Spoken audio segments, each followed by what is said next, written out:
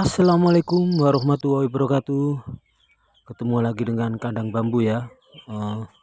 Untuk kali ini saya akan memberikan tips atau cara untuk memilih pacekan untuk kandang kita ya teman-teman. Untuk ternak kita supaya nantinya laris terjual dan orang yang sudah beli akan kembali lagi. Ini skalanya untuk para peternak-peternak kecil seperti kita ya teman-teman. Peternak kecil, peternak pinggiran yang masih belum punya nama besar. Kan di seluruh Indonesia ini banyak kan peternak-peternak besar, farm-farm yang sangat besar, itu materi-materinya pacekan sama biangnya itu harganya puluhan juta teman-teman. Jadi untuk kita yang peternak kecil jangan putus asa, kita juga bisa merintis dari hal-hal kecil dulu. Dan untuk yang pertama, teman-teman kalau misalnya mau mencari pacekan, itu yang penting harus dilihat paceknya itu fisiknya harus bagus dulu. Fisiknya harus bagus. Teman-teman kan tahu ayam mana yang kelihatannya itu sangat bagus dengan cara berdirinya, cara jalannya, dilihat dari atas kepala sampai ke bawah kakinya, posturnya sangat bagus. Itu bisa dulur-dulur semua pilih untuk menjadi pacekan. Supaya nanti apa? Hasilnya anak-anak kita nanti, ternakan kita, hasilnya juga fisiknya bagus-bagus. Yang penting itu dulu. Mencakup fisik yang bagus itu terdiri banyak sekali teman-teman. Harus mencari sayapnya yang tidak pegat. Dalam artian pegat itu yang biasanya ada bokangnya itu loh teman-teman. Untuk sayapnya jangan memilih yang pegat, harus bagus rapi gitu. Dan juga jenggernya yang bagus juga, jangan memilih yang jengger sumber. Itu kalau di kawasan saya jengger sumber itu ada mitos tersendiri ya teman-teman, ayamnya kurang bagus. Dan untuk kakinya pilih kaki yang berbentuk seperti kayak rotan, bulat kecil gitu teman-teman. Itu biasanya pukulannya fightnya itu panas keras istilahnya teman-teman. Bagus nanti buat anakan ayam kita. Dan juga kakinya harus warnanya harus tembus sama parunya. Misalnya parunya warna kuning, kakinya juga harus warna kuning. Juga ada parunya putih, kakinya juga warna putih. Jangan ada hitam-hitamnya teman-teman. Kalau parunya ada kuningnya, ada hitamnya, kan ada itu. Lebih baik jangan dipilih. Soalnya nanti bisa mempengaruhi hasil ternakan kita. Orang biasanya mau beli itu yang tembus-tembus. Kalau kaki kuning, parunya juga kuning, kakinya hitam, parunya juga hitam. Ya teman-teman harus diusahakan memilih yang seperti itu. Untuk selanjutnya, dulur-dulur diusahakan mencari postur tubuh ayam yang ukurannya minimal ukuran 5 ya teman-teman. Supaya apa? Nanti kalau pacekan kita kecil, ukurannya kecil, anakan kita juga keluarnya kecil, itu harga jualnya itu murah ya teman-teman.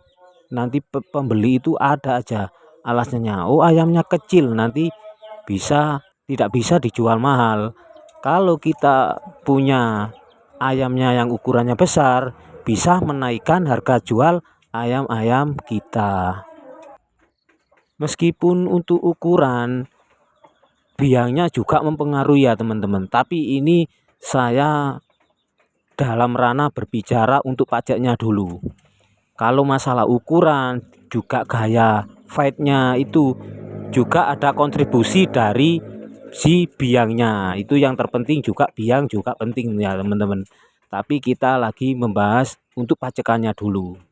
Nah, untuk selanjutnya kalau masalah ada yang ngomong pacekan itu harus tua. Itu tidak teman-teman. pacekan itu bebas, mau umur 1 tahun, masih umur 2 tahun enggak apa-apa. Tua juga lebih bagus, memang kalau tua memang lebih bagus. Tapi kalau teman-teman punya ayam yang umurnya masih muda, kalau sudah memenuhi kriteria yang teman-teman inginkan, bodinya bagus, gaya taruhnya juga bagus, ya lebih baik cari yang muda tapi kualitasnya bagus. Ya, untuk umur sih itu tidak ada batasannya. Juga untuk masalah warna, itu masalah warna bebas. Kalau teman-teman sukanya widu juga nggak apa-apa widu. Ada yang suka jali nggak apa-apa jali, bebas untuk warna.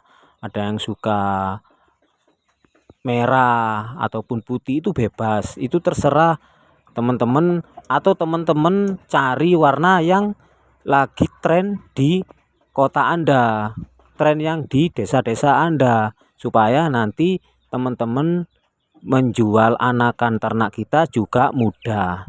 Itu ya tips untuk memilih pacek supaya hasil ternak kita laris manis. Dan setelah kriteria yang sederhana tersebut teman-teman sudah memenuhi, insya Allah hasil ternakan kita itu barangnya bagus-bagus dan juga laris manis.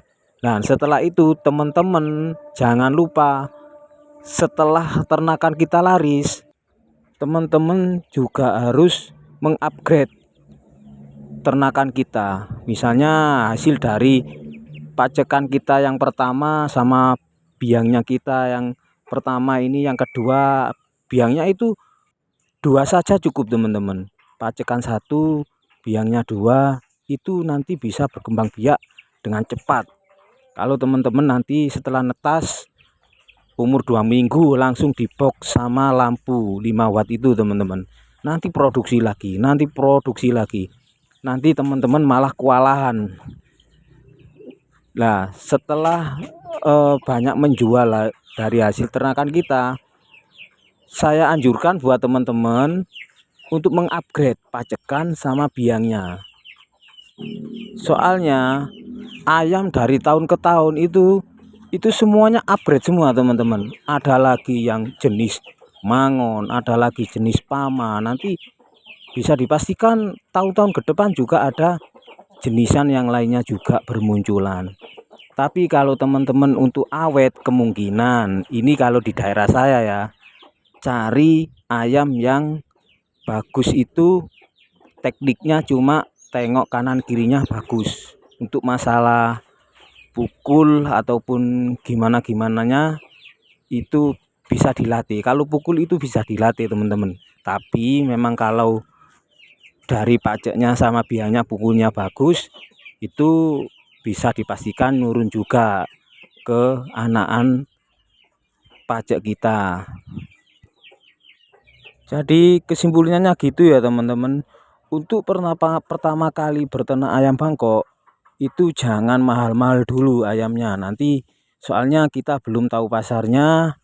Kalau sudah tahu pasarnya sih nggak apa-apa, kalau masih belum punya nama besar, belum punya teman-teman yang satu hobi yang sukanya ayam-ayam mahal, lebih baik itu budgetnya yang murah-murah dulu. Yang penting kriteria untuk dijual lagi anak-anaknya itu pacekannya sama biangnya itu yang bagus, posturnya yang bagus dulu. Nanti setelah sering menjual ayam-ayam kita, uangnya dikumpulkan, bisa membeli ayam yang mahal-mahal. Itu harus teman-teman, supaya nama ternakan kita, nama kandang kita, farm kita bisa keangkat, tambah laris kalau kita mempunyai materi yang bagus-bagus. Itu dulu ya teman-teman. Saya juga dulu ya cuma ada jantan 1, betinanya 2. Banyak anaknya banyak, laku semua, banyak yang laku. Ayamnya posturnya bagus-bagus. Saya upgrade, ada yang warna widu, ada yang warna kumbang. Itu nanti sesuai dengan proses, teman-teman ayamnya akan bagus-bagus dan itu pasti terjadi. Jangan khawatir ya teman-teman, pasti ayam kita akan bagus-bagus dengan sendirinya sesuai dengan pengalaman kita. Ya, untuk tips memilih pajak supaya anakan bagus dan laris manis, sekian dulu dari saya. Salam satu hobi. Assalamualaikum warahmatullahi wabarakatuh.